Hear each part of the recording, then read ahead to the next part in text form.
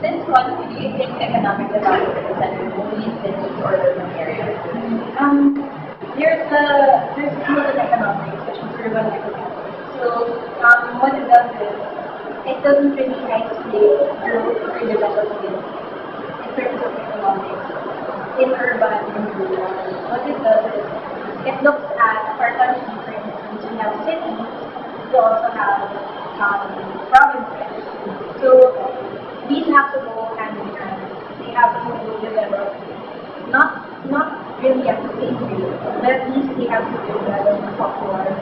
So if we have a low level of development in rural areas, we have a high level of development in cities, what happens is there's migration, or when we have flocking of people in urban areas. So to your question whether it just has to be centered on it doesn't necessarily work that way, especially in Question number 2. Do you think our president, Pinoy, is capable of improving the economy of our country with its own resources? Definitely, I would have to agree that we have to look at the political economics of it. We have to look at how much support the current administration has. So that's a big factor in people looking at him or looking at this administration as leading us to some direction or so that's very important. I know it's like a survey, we trivialize it. That's a big factor that people look up to you as someone who's doing to direct you guys to growth and development. On which field do you think the government should focus? Agriculture or economic development? Actually, that's a bit tricky because we don't isolate economics and agriculture. We actually have agricultural economics. So perhaps you're referring to industrial. Is that what you mean by economics?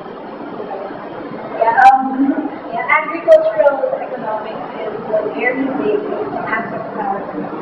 We have to look at our resources in agriculture. We have to see how we can improve it. There are actually people who specialize in agricultural economics. Our current professor by that. And it's such a big factor to our growth that people tend to look at high buildings as symbolism of growth in other ways. But actually, if we look at the culture of the Philippines, we have to consider agriculture as our big asset, which we have to improve, and which we have to cultivate, not by making the land more richer with and buildings, but by enhancing what is already there with development. As an agricultural country, do you think the Philippines has enough supply of agricultural resources? Definitely. We have a lot of agricultural resources. The problem is how we develop them and how we integrate technology in improving. What is farming? Very similar because are you referring to the original part was the problem there for the motivation of course is actually to empower the landless people in these agricultural resources.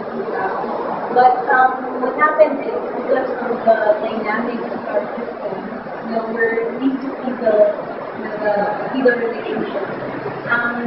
What happens is that instead of giving them the freedom to use that land, we have possession of that land and cultivate it. What happens is the first thing we do is to sell that piece of land, back to those previous owners. And we just propagate the old system that we have. So I think we have to look deeper. The farm is a good one, but we have to look deeper at the cultural dynamics of our country. So it's not enough that we look at it from just the economic point of view. We have to integrate cultural, even the psychology of farmers. We have to look at all these social science areas in order to make a better law that suits our country. Last question. Is it true that the Philippines is one of the fastest economically developed countries in Southeast Asia? I don't know where you got that, but no, it's not true because there are a lot of we call them tiger companies.